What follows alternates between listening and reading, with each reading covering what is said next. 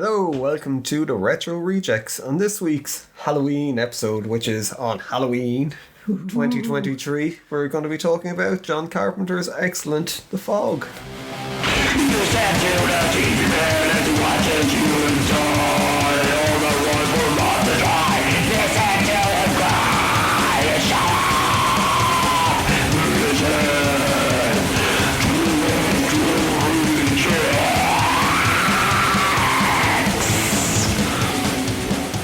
So yeah, Fog.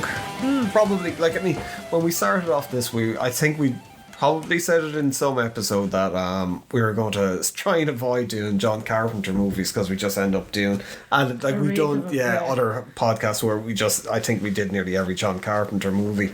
But it seemed like a long time since we did The Fog or since we watched The Fog, yeah. And it's something you have to watch like at least once a year. Yeah.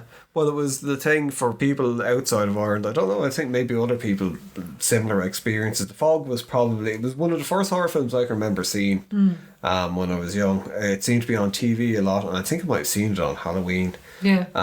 But it definitely stuck with me. Yeah. Like you were saying, like I lived across the road from a graveyard. I grew up from and like quite a big graveyard, I suppose. Yeah, it was. Yeah, it's huge, big kind of a rolling hillside of a graveyard. Yeah, and it's like when you're living in kind of rural Ireland, fog is it's fairly common. The whole time, exactly. Even if the winter time is there nearly all the time. Summertime you get summer fogs in the morning before the sun burns off the haze. So it's just like fog season, fucking 24/7. So kind of for an impressionable young mind, it was like, oh my god, there's something in the mist. Fucking dead. Because it would have been the same with me actually. I would have been going, like, we would have put the dog out every night into his little kennel, and his kennel was at the end of a really long garden that we had, that we still have, and it was like just put the dog down at the end of the garden. I'd have to walk into the fucking fog in the dark by myself as a kid. You were like, damn, I knew I shouldn't have killed those sailors all those years ago and stole their gold. But you never saw someone run so quickly back up the garden after putting the poor dog in his little house. Well, I suppose before we get into it, just in case there's people listening that aren't familiar with The Fog, or people that don't remember what the story to The Fog is, it's basically set in a place called Antonio Bay, where this fog rolls in, people start getting killed by these kind of ghastly creatures in the fog, and it's the whole thing that it's between 12 o'clock and 3 o'clock, it seems. 12 and 1, I think, and it's at the 100-year anniversary of Antonio Bay. As it transpires, what happened was Antonio Bay was built from money that was acquired from basically murdering a shipload of lepers that were promised that they could settle on the island. So 100 years later, their ghosts come back for revenge on the descendants of the town founders and stuff. And it's the whole thing with it. I think it's a ghost story. I remember seeing a thing with John Carpenter years ago where he was talking about it, and he was saying he wanted to do like a ghost story. Now, like, there's a 2005 remake, which is, I think it's so bad it's actually good. Yeah. It is terrible. Like, it's terrible. It's actually fucking insulting to the original movie, but it goes to show how well the original one was done. That even the special effects in the movie that was like predated by over 30 years held up better than the remake. But we'll get to the fucking remake at some stage. But it's just like, it starts off with like an old man, an old sailor telling ghost stories to kids on a beach around a campfire. Yeah, where it is just that kind of thing. I think it's nearly, in cinematic terms, it's like that establishing shot. Yeah. But that's what, that's it, exactly. Yeah, it's like, this is a ghost story, and what follows is the tale of this ghost story kind of a thing. But it's fucking, like, the atmosphere in it. Like, I mean, Carpenter's music, I think, is amazing anyway. The impact that it had on cinema, it's just the whole fucking thing. Like, I don't know actually if John Carpenter is after winning like Lifetime Achievement Awards yet. He definitely should be. Like, I mean, even when this came out, I think critics were like, oh, boo, it's not great, like, you know. But it's one of the things with John Carpenter, I think he's always been an underappreciated director. But it's just looking back on it, the cinematography is amazing in it. It's the atmosphere in it, just from simple the way it's just done, everything just fits together so well. Like I really, because I've probably seen The Fog millions of times, but I don't know, I just really enjoyed it. It's just got that really good creepy vibe though, doesn't it? It's sinister, it's slow, but it's not so slow as to be boring or anything like that. It's just the tension just builds and builds and builds, and you can see people getting panicky and more panicky as they kind of start to piece together why this is happening, because of course it's the usual, like at the start people are like, oh, why is there a fog rolling in against the wind, and like, oh, the car's sirens all went off. But that's I think it's that thing where it's just this fog is coming and you don't know, and you don't see much in it. It is that thing where people go on about it, and like, I mean, I like a bit of gore in horror films, but I do appreciate when people are saying sometimes less is more, like your imagination will do the work. And in The Fog, I think what's in the mist as such, like without seeing it too clearly. And it's, you can't escape it as well. There are some like gory deaths in it where you do see people like getting kind of, stabbed or something like that, but it's not like gratuitously fucking, like close up on the stabbing or anything like that. But I think with the like how good sound quality was on it as well. Like there's a bit where someone gets stabbed in the head and you don't obviously see anything really with it. Like you see, but like there's no blood. It's not like a full point of view shot or anything like that. But it's a sound. You hear it squelch. Like, and it go, it's just... it hits that visceral part here. You're kind of like, oh God, no. But it's like the whole thing is just put together so fucking well. With it. But I seem to remember at the time as well, at the time, like reading, like we did cover this on a podcast before. Well, we used to talk about like a big time go into the making of it, like it'd be a fucking proper deep dive into it, which was a fucking chore. But it was like the whole thing that when they had it shot and they were like, we want to do a ghost story that's like, open for everyone. And I think the studio turned around and said, go back and shoot more stuff to make it fucking gory, because like slasher movies were getting really big at the time. So they put in a lot of those, like when people getting killed at the start. They had the people getting killed already, but they added in the extra gory elements too, which I think kind of adds to it. Yeah, absolutely. It doesn't all have to be like, sort of a psychology of the mind kind of a thing, where it's like, oh, imagined off screen or anything like that.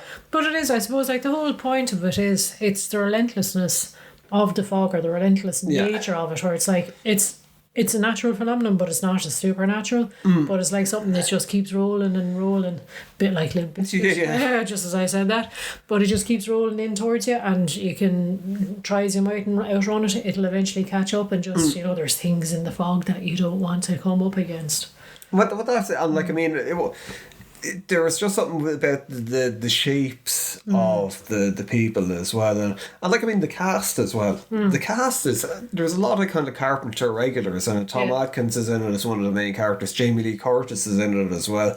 Jamie Lee Curtis is in it with her mother, Janet Leigh, who was in Psycho.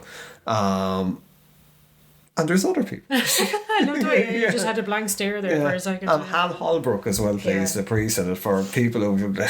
To me, he was like, he's the bad guy in Fletch Lives. Seen him as a priest then as a bit what? But I think he was a minister in Fletch Lives as well, wasn't he? Playing to but he was in like fucking tons of things, like fucking utter tons of things. And Adrienne Barbeau as well, who was Carpenter's wife at the time, as well. I was in Escape from New York, and wasn't she? Was she in Charlie's Angels or something? I don't know, because I never really watched Charlie's Angels. I've never seen it either, kind of like. But she was a big name. Yeah, we'll say. Yeah, but I think her character is probably one of the most important ones, and I think this is where it'd be very hard to do a Fog remake now, because one of the things about it is it's the reliance on the radio. Yeah, no one has mobile phones or internet or anything like that, so the electricity went out, the phone lines went out, nobody could get in contact with each other, and people are just and the internet to fucking show on and get news. And as well, it's the whole thing with it, what Carpenter does very well, I think, is about people being isolated and trying to survive on their own, and that's very much with the Fog, where it's on this island that's isolated anyway in the first place. Yeah. And then it's cut off from everything. So you have like I think Stevie is the name of the character, the radio presenter. When she's up in that area, she's like She's in a warning lighthouse. people. Yeah, she's basically in a lighthouse that's like far away from town, has a vantage point over town, and of course she can't leave because the fog is rolling in and it's after cutting her That's why off. she decides she leaves her, so she sees the fog rolling in where her son is, and instead of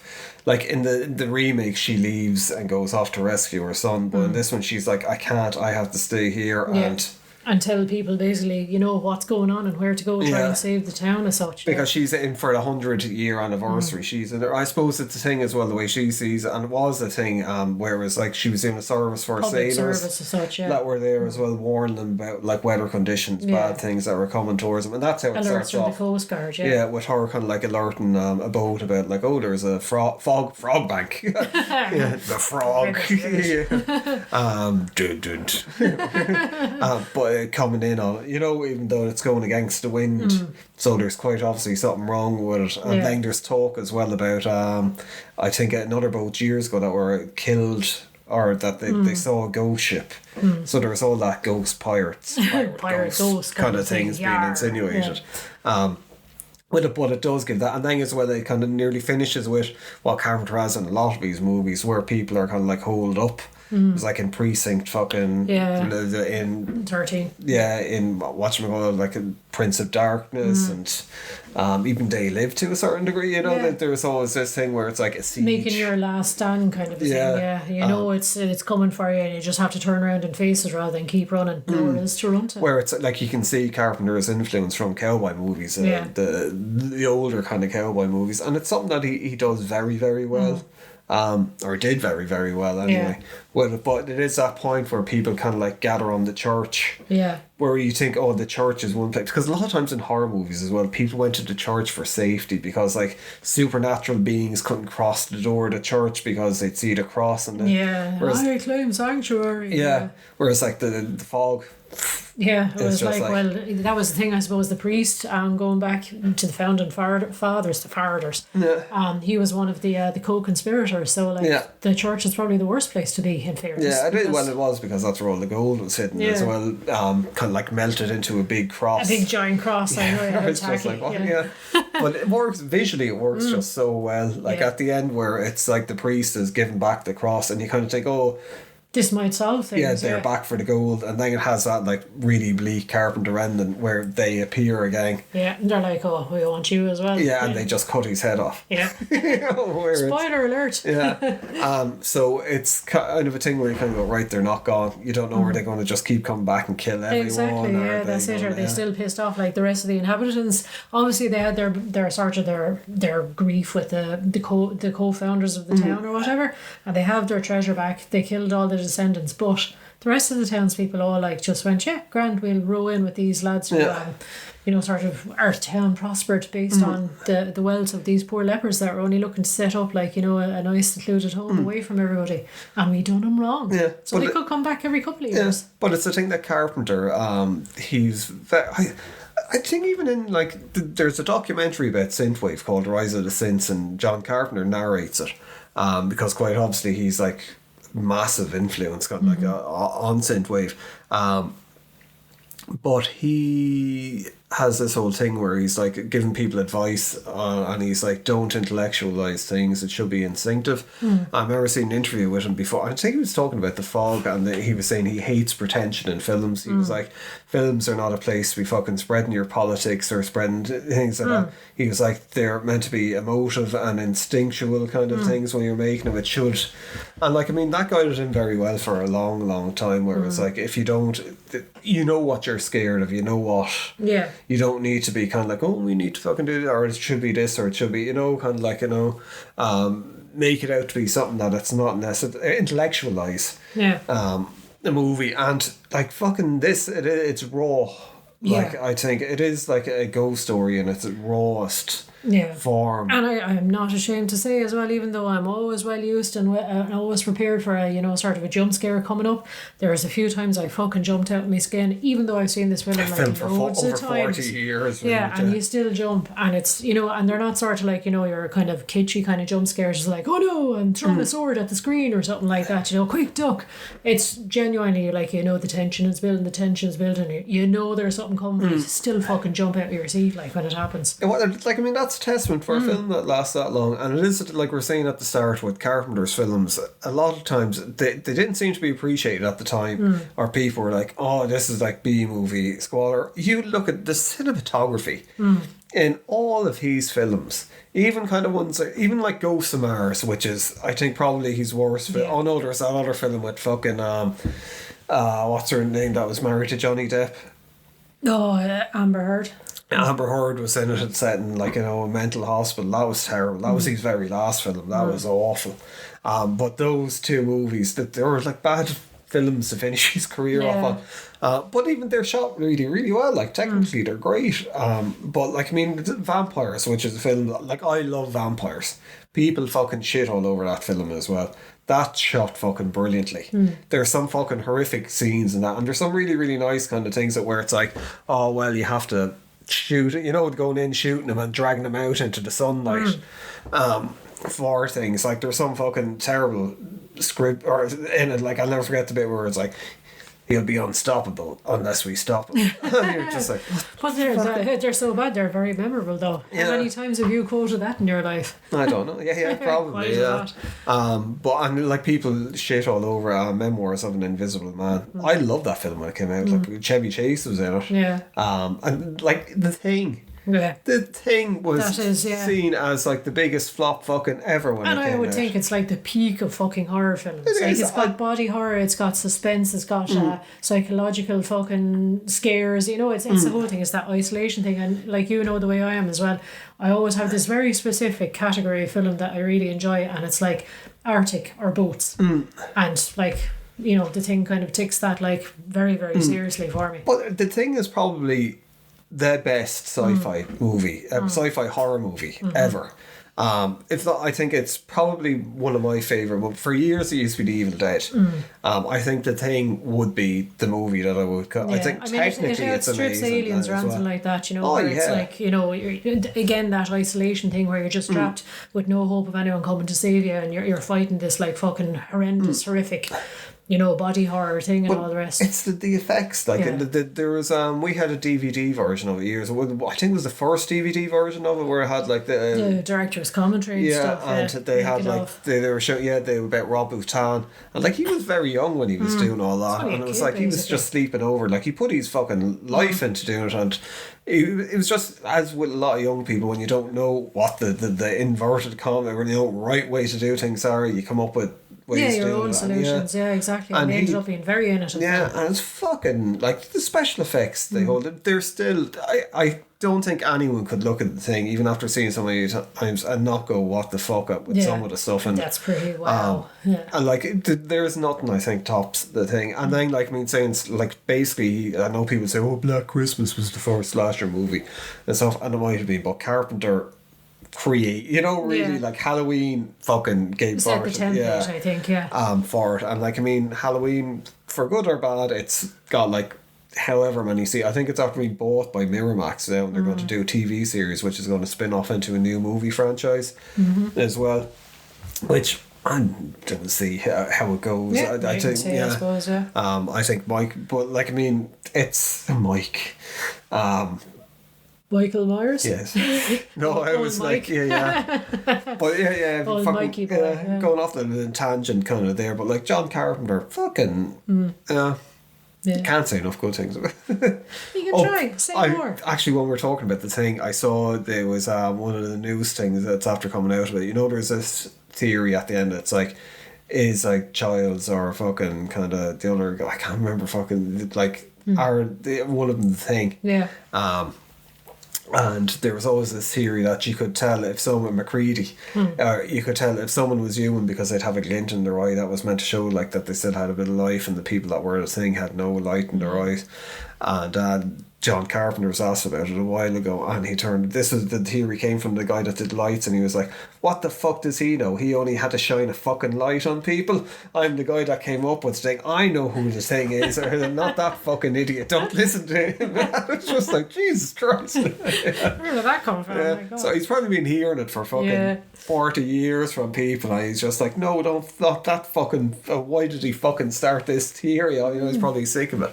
But Yes. He just suddenly ran out of steam there again. But no, and again, like, I mean, we have in sort of The Thing, as I said, you've got one of my sort of favourite horror film styles where you're like isolated, cold, freezing, fucking weather is, you know, basically another silent killer within the film itself as well. I love those kind of horror films, you know, kind of like 30 Days a Night, that kind of thing. And The Fog then obviously kind of ticks off the other ones where it's all like lighthouses and, you know, sort of seas kind of, you know, being all wild and having ships wrecked on Well, that's rocks with the and isolation stuff. as well. Like, it plays in where the lighthouse is really isolated. Like, they go at length to show how isolated it is. They show, like, your own when she's pulling up to go to work there, and it's like it's a big long path out to basically a rock that's a rock stack in the middle of the ocean almost, as such as, you know, hanging out from the cliff. Whereas in the remake, that's where they did, where like it was in the lighthouse, but it seemed to be like almost at the end of a normal town's road or something like that. But this is proper wild, and it's like you could imagine like back in the day when the lighthouse was in operation as a lighthouse. But even when they than a had her radio driving station. along, where it's like just past another car, and it's just like green fields and like the sea, it's like nowhere, and it really does set that tone. I think as well, if you're from areas like that, or if you've been in areas like that, you can tell when it's kind of not genuine, but, you know, it rings true or something like that. And it has that desolate coastline kind of a thing, where it's wild, and you know, as I was saying, if it was in operations lighthouse, the lads that would be operated winter time, storm time, you're totally cut off. You're not going to get back out of the lighthouse. The waves are crashing too much, the wind is whistling too much, you're stuck there, like. But when shit happens, you kind of have to deal with it. There's the cops aren't going to come, fucking no one's coming for you.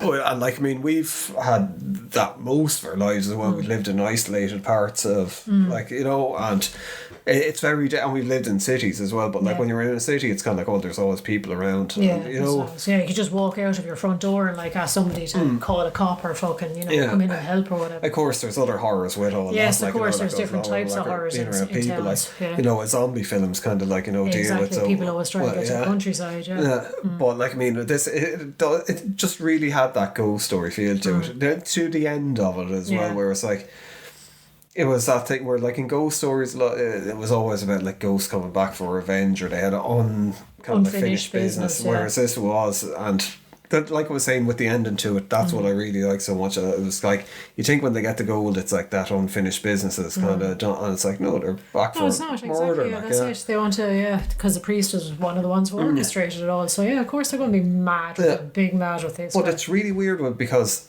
like, I even at the end, I didn't really kind of like side with Blake and those, because I was like, you're coming back murdering people that had nothing to do with That's the thing, is this whole the sins of the father will be vested on the son kind of thing, you know. And it's like, why? They didn't, you know, right, they're the descendants of, but they didn't set out to murder you or set out to steal your treasure. They didn't even know about it until he showed back fucking up. Like. And I think what Carpenter did really well with it as well is that, like, the people in it that got killed, they spend time with him, where they're kind of like, they're not assholes. You're not kind of going, oh, I'm glad the Fog killed that person or that person. It's like, they're normal people, and they're nice people, and you kind of go, fucking, like, why, you know? That's it. There's no logic, there's no reason. It's just all out horror. And like, I mean, it is like, for me, the Fog is a Halloween movie. Yeah, like a pure Halloween movie. It's about it's like fit for kids to watch as well. Yeah, because again, there's not a huge amount of gore and like that, and it is like, I mean, some of the effects that they would have used at the time as well. Like, I mean, it was quite clearly like, you know, dry ice they were using for a lot of the fog that was coming in. It worked so much better though than the fucking shit in the remake. The CGI crap, but like, I mean, it's just the way dry ice kind of rolls and billows, and it just suddenly it goes from nothing to suddenly it's like, oh my god, the fog is just fucking all over the place. It's like dense fog. It just gave it its own creepy little feel where everything was just like rolling. It's with the lights in it. That was the thing, because I think even when it was on land, you kind of felt like, what's the lights pushing, and kind of even when you knew it was a boat at points, or you thought it was a boat, maybe kind of like, it was like, is the boat on that? Is the boat up on top of the lighthouse?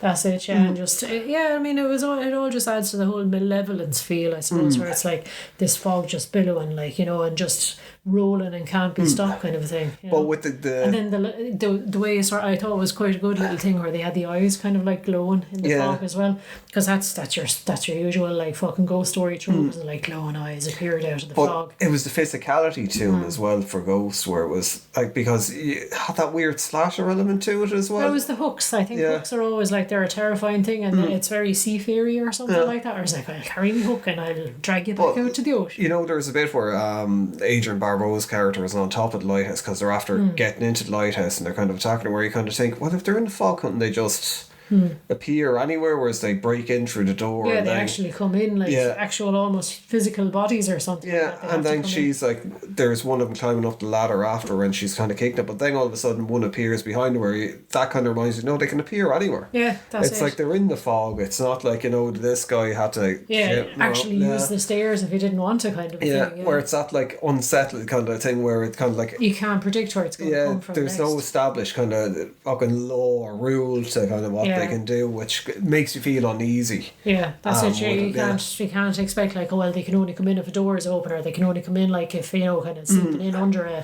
a crack in a window or something. Where there's that thing, with a vampire movie, classic vampire movies where it's like, well, they can't come in unless they're invited in, exactly, you know. And there's no kind of way to actually, I don't want to say kill because they're already ghosts, but there's no way to like there's no there's no way like to stop silver bullet, there's no stake in the heart, there's no established way to actually kind of stop it. But it's happening so fast, people don't know what the fuck is going on. Like, I mean, the only way people know what's going on is because the priest find, but there's no like thing in the book saying, oh, this is how you stop these things, or this is what they even are, or that this is going to happen, or that's because they wouldn't have known about it, because it was written by the founding fathers and it was written before they actually lured him to the deck kind of a thing. So it was just, you're getting what happened, but you're not getting any idea of like how to fucking deal with it. Yeah. And it's just, you're on your own, buddy, try and figure it out. But that's it. Like, I mean, he does that. I think he kind of masters that to a point with Prince of Darkness, but thrown in that lore, but not really where people don't really know. It's just kind of like, well, maybe when people are talking about the Bible, these kind of things were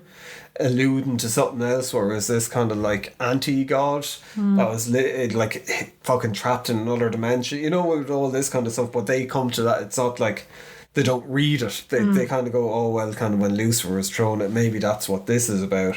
But it has that little bit of lore. But it's, well, for a long time in Prince of Darkness you're like, what the fuck is this? Is like green shit in a fucking jar that's possessing people, you know? I know, it's not exactly our usual kind of kind of method of possession, but that's, I suppose that's another thing as well, like it's sort of I'm sure he wasn't meaning anything by it, as he said, like he didn't want to make political commentary or anything like that, but the priest, funnily enough, who knew of the whole lore and all the rest in the fog, he was the first one almost to lose hope. He was just like drinking himself stupid, and he was like, they're coming, there's nothing more cursed, there's nothing we can do, kind of a thing. He just gave up all hope. There was no like holding a crucifix and saying, he was just like, shit, he was just like, oh god, and he was like, here, take her gold back, I don't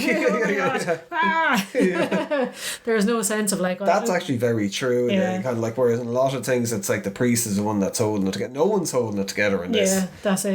Tom Adkins' character is probably like, and Jamie Lee Curtis's character are probably like the hero characters in it. That's it, because they at least try and save the kid and a few things like that, and they still keep doing stuff, you know. It's like car breaks down, they're like, fucking get it going, oh my god, you know, the windscreen gets knocked out, I keep driving with it, glass broken. But that was the thing even with the kid, because like it did look like the kid was going to they were coming to kill the kid, like in a lot of movies around that time, and even nowadays there's an unspoken code where you don't kill children. That's why I quite liked The Nun too, and there was one of the Annabelle movies where it was like kids being terrorised, not to like some sick fucker, and then to see kids being but scared. Like it's like, you should, like, you fucking, if you're dealing with like these demons or these monsters, but that's, I mean, you look they at don't stop at kids and kind of go, oh no, I wouldn't. No, you're okay, but that's what I was just going to say. You look at humans like in war and stuff, you know, there's no differentiation a lot of times, you know, women and children get blown up just as quick as men do, you know what I mean? Bombs don't discriminate. Exactly, so why should ghosts? Yeah, exactly. But you know, it just set the thing that these are fucking evil. It's not like you're good on, he left the child alone, it's fine. But and it makes the whole kind of thing very real, that no one is safe as well. Because you always have this kind of thing in the back of your head, oh well, the main characters, they're probably going to survive to the end of the film, but if you kill a kid, you're like, oh Jesus, everything's up for grabs here. Everything's up for grabs, But like, I mean, the remake, Like, I mean, there was a reason up until probably a while ago. I think that there was a couple of good remakes. The Hills of Eyes, was good. I think the Texas Chainsaw Massacre, the first remake, one I think was pretty good. I'm trying to think about her. There's the Fright Night. I quite like the Fright Night remake. Actually, I thought it was different enough. Like Jerry Dandridge was there, and Colin Farrell was just fucking hilarious. Proper sleazy vampire. And Dawn of the Dead. Yeah. But then again, that's not even so much a remake. It's just like taking the title and the concept and off they went. Yeah, but like this, I think The Fog is the reason. Not this on its own, but like the type of films that were coming out around this time when they were remaking stuff, that it was just like, oh god, it had that kind of like MTV Scream thing, and it was like with Tom. Welling. Welling in it. And like I quite like Tom Welling actually. Yeah. It was reasonable enough character. But there's the other one, the blondie one, Maggie Grace. Yeah. And like, I mean, the thing is, we looked at All the Lost and she was quite good in it. She can act. But for some reason, the director apparently, he never directed again after this. Apparently, there was one thing on IMDb I was just looking at beforehand, and Selma Blair is a fantastic actress, and she was fucking terrible in this as well. But apparently, she clashed with him an awful lot because I think she kind of had a no shit fucking taking attitude. With stuff in real life, and there was some kind of they were being interviewed in the middle, and he made some derogatory comment towards her, and she pulled out fucking kind of like basically a fake tit that she had underneath her and fucking threw it at him. Jesus and Christ. Said, "Oh, there you go with your fucking Adrienne Barbeau part," because it was like they quite obviously wanted her to have, and she was just like, screw you kind of a thing. So I don't know, sometimes when there's shit on set or if it's a bad director, it does get actors don't act as well. It would like bad direction. They're not supported, they're not given the direction, they're just like they're phoning it in kind of a thing. And that's pretty much this. Like the story is terrible as well. Even though it's kind of along the same, but it's just, there are it's the execution of the story, there's key differences as well. Like, it's, the boat wasn't shipwrecked. They went on board and basically set everyone on fire quite horribly. And the ending is just appalling as well, sort of. I won't even get into that. But as regards the bad acting, like do you remember the babysitter of Andy, the kid? Oh yeah, oh god, oh my god, she was woman. It was just kind of like, it was almost like an NPC or something like that, or is like she was like Mac's mother in fucking It's Always Sunny, wasn't she? She was a bit grumpy, but it was like something terrible had happened. Like there'd be and she'd be like, "Oh, what's that? No, go into your bedroom," and it's like, okay, right. It's very slow to react and stuff. It was now it kind of falls into the category for me. It's so bad. It's good because it was so funny. Like with and even like with the start with where they had, I think it was Fallout Boy was the first song they played with like the shot over, where it's like, this is like fucking, it's like the CW kind of a thing. It's got that kind of vibe to it. But that's exactly and like, I mean, there was a lot of those movies at the time that were imitating Scream and doing, it was so fucking late 90s, early 2000s, and they were trying and they failed. I was just reading as well that they want like before Tom Welling was got the part, that they were considering David Boreanaz and that would have been a proper 90s. They were. It would seem that they were like, let's hit every pop culture like note from that Buffy need, and stuff like that, and it was nearly, I think it was nearly approached like, it was like, let's do like an episode of fucking one of these things. But it was just off. Like, I mean, the big difference with the story, like what you were saying, and as well they had they were doing flashbacks. So Maggie Grace's character kept on having these flashbacks. Was a reincarnation of. So I think they wanted to have some Dracula vibe. With kind of with Mina and Dracula, with her and Blake, the captain. And like as well, so it ended up like she was having these fucking flashbacks the whole way through it. There was one bit where she was walking along a fucking plank for some reason in a boat place, and with the book that she was after finding talking about, and just falls into the water. And very handily destroys all the evidence that exonerate their friend. And knocks herself out. Yeah, exactly. Fuck's sake. Oh yeah, your man survived. Yeah, I forgot about that at the start of it. Like, but the thing at the start of the original, it's sailors that are out there and they're taking on the seagrass, and they end up. And with this, it's like these assholes that are out partying with kind of like these girls that are dancing that are just trying to have sex with, like, Where it really is because of the implication. Yeah. And it's like they're videotaping these girls dancing, and it videotapes them being murdered by That the was fog. hilarious as well, because it was the one guy who's videotaping everything, then all of a sudden he very carefully obviously set it down so that it could be filmed of, like, you know, the ghost killing them, throwing the girls out through the glass and fucking stabbing them or whatever. But like, it's just like, what? The special effects are the fog is CGI, and it's awful. And like, I mean, they're like the physical aspect of them in the original, I think, worked really well. In this, they're meant to be like made of fog, and they're like see-through ghosts. Yeah, they kind of wisp away a little bit, whereas they were actual, like, you know, sort of almost, I won't say human form, but they were like physical forms, like, you know, appearing in the mist. But like, even the face of them reminded me of, you know, kind of like real cheap Halloween. But that was it. They were like, they actually did this whole flashback scene on the boat, and obviously it was like a leprechaun, like the original one. They were trying to find a new home just to set up and be left alone by society or whatever. But it was more comedy than anything else. He didn't feel sorry for these people. No. Because, like, there was a mother, like, with their child, and then she turned around and her face was all like, meh! Yeah. Fucking, like, you know, half-eaten fucking skull. But sure, there was one bit where it's just like, I don't know if he was homeless or what, but it was meant to be like this mad guy with long hair that was like looking for treasure on the beach. Yeah, was out metal detection and stuff. And one bit his metal detector goes off, and he reaches into the sand and he picks up a rope, and he keeps pulling the rope out to the point where he goes out into the middle of the sea and drowns, and it's just like, what the fuck is going on just here? let go of the rope for starters, you fucking lunatic. Yeah. But the ending with Maggie Grace, where it's like basically all the original the descendants of the fucking the founding fathers getting murdered by the ghosts, apart from Tom Welling. Yeah. For some reason he's I suppose it's because he's wearing an awesome sweater or something like that. But like, it turns out Maggie Grace kind of like goes out to the ghost of your man Blake, and he's like, oh, it's you, and then they start going off with each other, and she turns into a ghost and goes off with him, and it's like, it's so bizarre, because like, she was literally walking, everything had ended, she was walking away from the graveyard, this is all taking place, and they were starting to like fucking dematerialise back into the mist, and then she goes, no, hang on, I'll go over and have a snog at this ghost, and then she just turns back into, you know, the captain's wife or whatever the hell it was, and they all fade away, and Tom Welling is just like, no, it's like, what?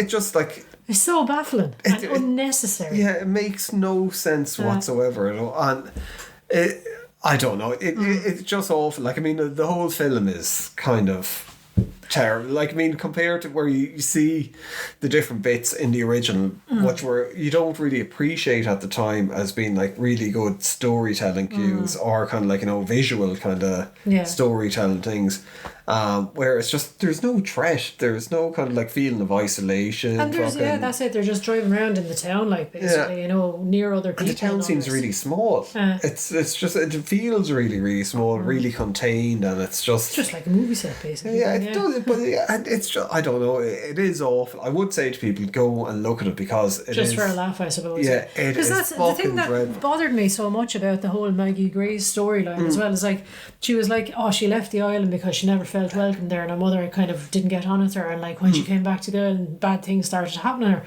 So it would make sense if she was like the descendant of one of the fucking leper colonies, but which was her mother was. Like, that was the thing. Her family was one of the descendants of the founders of the lepers. Yeah, no, I know, but like, if she was, I know that would have made more sense. But it was like, they were like the descendants of the founders. I know, so but that's what I'm saying. Why then was she suddenly reincarnated as a captain's wife? That's what I'm saying. It would have made more sense if she was the reason she wasn't welcome on the island, is because she was a descendant somehow of like, this poor leper woman that actually, you know, with her child, and the child grew up and had family there, and that's why she felt uncomfortable. She left the island, and then when she came back, the captain came back for her. Oh yeah, like a Dracula thing, yeah, exactly. But like, I mean, it was just, even the whole thing with the flashbacks, it was like in I think it used to happen in video games at the time, but definitely kind of like, say, it's like a cutscene, JRPGs, where it would be like, you know, that they'd be like, they pick up something that they kind of, oh, I remember, you know, when it's an object, it's suddenly a trigger kind of thing. And it's just like, oh my god, it's like, why are you doing? And like, I mean, it felt like that there was a good, maybe a third of the whole movie was dedicated to those kind of flashbacks where it's just like, we know that, like, they covered this in the thing by reading from the book in like 2 minutes. And you could have just showed a little bit of it as well, like, you know, you could have had, because they had it, you know, they showed bodies floating to the end of the sea and that kind of stuff. So, okay, we get it. We're smart enough to make the connection that they were fucking, you know, they were drowned, they died. We don't have to keep on showing it over and over and over and over again. It kind of felt like it was made for people that saw the original, or they thought that it was made for people that saw the original, but it wasn't really, you know, that it was just like they were writing it and they were like, well, we know the story, so we don't need to, you know, and then it's like, in case anyone's too stupid, we'll fucking explain the shit out of it, in the middle of kind of like set pieces, and it's just like, and like say they seem to have a thing about people drowning a lot, where it was like you had your man in the fucking sea, there was a thing with Maggie Grace's character falling out, knocking herself unconscious, and then getting caught in a net, and then Selma Blair's character as well, she was driving along and what happened, I can't even remember what happened, a truck hit her and she basically fucking went careened down the side of a mountain and ended up like fucking in water with her truck underwater, and then suddenly she arrives back in town and she's like, oh, I had a bit of an accident, and she's completely dry and not a fucking scratch on it. You don't survive a fucking car roll like that. And it was like, it's the worst utilisation of someone like that. Like, I mean, she was a really, really good, especially at the time there was a lot of kind of praise being fucking sang about her, that she was going to be like the next big thing, you know, and like you get someone with that skill level in and you kind of have her saying like 3 or 4 words and a couple of gratuitous kind of like, you know, that was at the very start when she's in her underwear with her kid, like, I mean, okay, it's probably meant to be like, oh, wholesome, just hanging around the house in my t-shirt and my undies, but like she was just, there was gratuitous shots of like she has her undies on but she has her t-shirt inexplicably rolled up so you can see all of her belly and stuff like that. Now it's not overtly sexual or anything like that, but it's like, I don't know many people that hang around. If my mother did that when I was young, you know, you'd be like, what the fuck is going on? This is just fucking... parading around the house like, oh, look, I've got a lovely little belly. Look at my bum. It's just, but it was just... It was just fucking bizarre. But it was real, that kind of thing, though, where it's like, oh, I better show in a few sexy scenes, because, like, you know, there's the shower scene. Oh, and that went on for about fucking 5 minutes. It's so crazy. And you don't, like, it's nothing. You can, you can show them kissing and, like, fading away. You don't have to be so graphic, but it just had that real late 90s, early 2000s. I noticed 2005. They should have had saxophone music for it, you know. That's, I think, the epitome of any kind of sex scene on TV at all or film ever is Charlie Kelly up the side of the mountain, best sex scene ever. But no, MacGruber. Oh yes, that's true.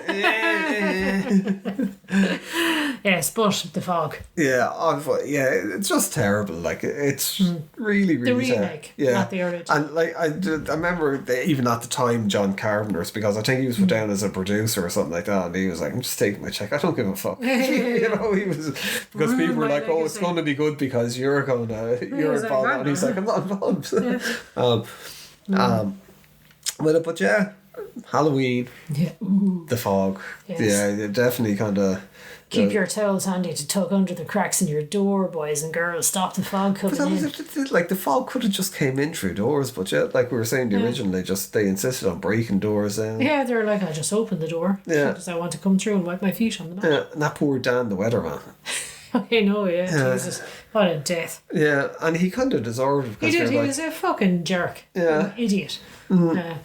But there's my judgment on those type of people. So weathermen deserve to die according to Laura. Exactly, horrible deaths. By ghost pirate.